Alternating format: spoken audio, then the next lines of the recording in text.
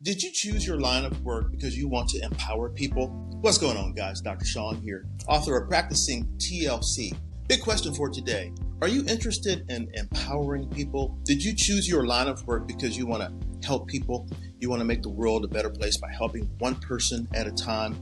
That's a big question, right? Sometimes we need to be reminded of why we are here and why we chose the professions we chose.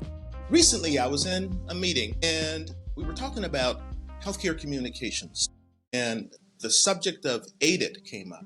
It's come up since 2005 for me. I was introduced to AIDET, and it occurred to me during this conversation, and it sort of struck me actually, that we might be hurting people with AIDET. We might be disrespecting people. We might be actually disempowering people.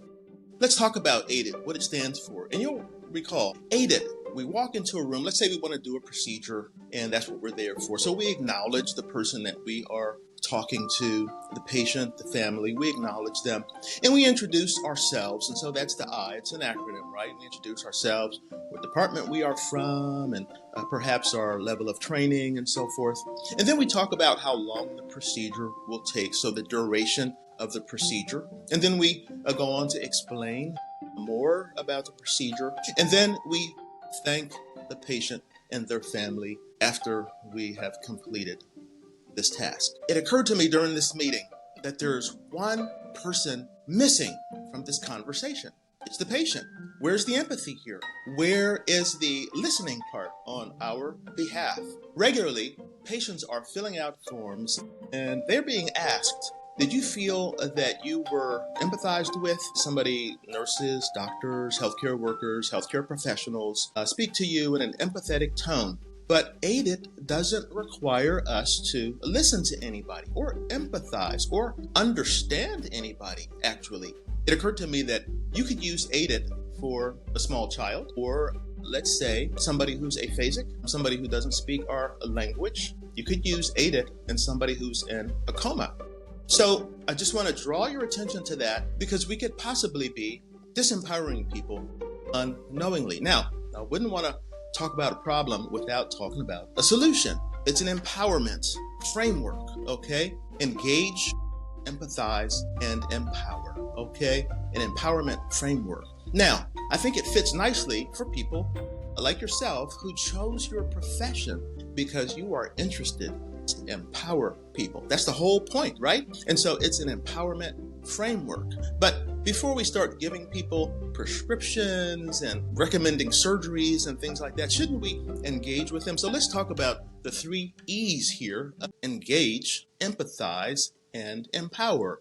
Now, let's say we can use, this is the universality of this. Let's say you own a cookie shop and I walk into your cookie shop and then you engage me and you say, welcome to Roy's Cookie Shop. What's your pleasure today? How can we help you? Now, that's 2 things that happen, right? You have engaged me and you have done it in a manner that says, I'm here to help. And you have begun the process of empathizing. What is your pleasure? Now, of course, empathizing can be pleasure. It can be pain. It can be, how do you feel about cookies? Okay, what do you have a taste for? All right. Now, let's say I say, well, I'm interested in something fresh, warm, gooey, and has chocolate. And so I'm describing what would please me at this moment. And then you might say, you know what? We have some cookies, some chocolate chip cookies that just came out of the oven, maybe like 15 minutes ago, but I can throw it back in, warm it up for you. And if you want it crispy, we can make that happen also. Now, a lot happened. Basically, what you've done there is you have empowered me because you met me where I was. You understood my desires, my preferences, what would be pleasing for me, and then you made a recommendation. You empowered me with my choices, and you did it in a manner that I could say, well, you know what? Do you have any nuts in there? You see, so there are a lot of different components here. We tend to think that it's going to take a long time in order to, let's say, have a conversation that's therapeutic. It doesn't take that long at all, actually, when we know what we're doing and when we're intentional about empowering people. So now there are some components there. We did it fast, but really, it is faster when we gain trust earlier. The Speed of Trust. You've heard of that book by Stephen Covey. This is all about trust, basically. When we engage basically what we are doing is establishing a safe space. It's safe here. We walk onto an elevator, there's a person there, and what do? We're not going to talk about things that are thorny and sticky. We talk about the weather because it's a safe conversation. And so we establish a safe space to build, let's say, a basic level of trust and say, I'm here to help. I'm not here to hurt. So we talk about safe topics, engage. All right, then empathize. What was it that made you choose this particular outfit today? Why did you choose this or that? Empathize.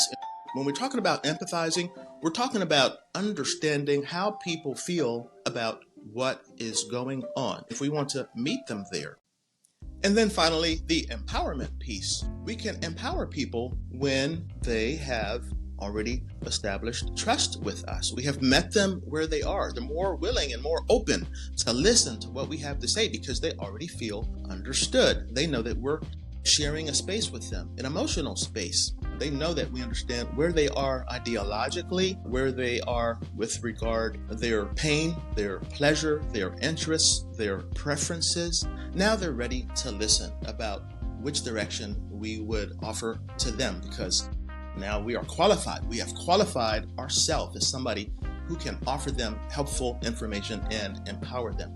I hope that helps. Dr. Sean's empowerment framework, patient empowerment framework, but doesn't just work for medical care. It even works for cookies. Keep winning, guys. Take care.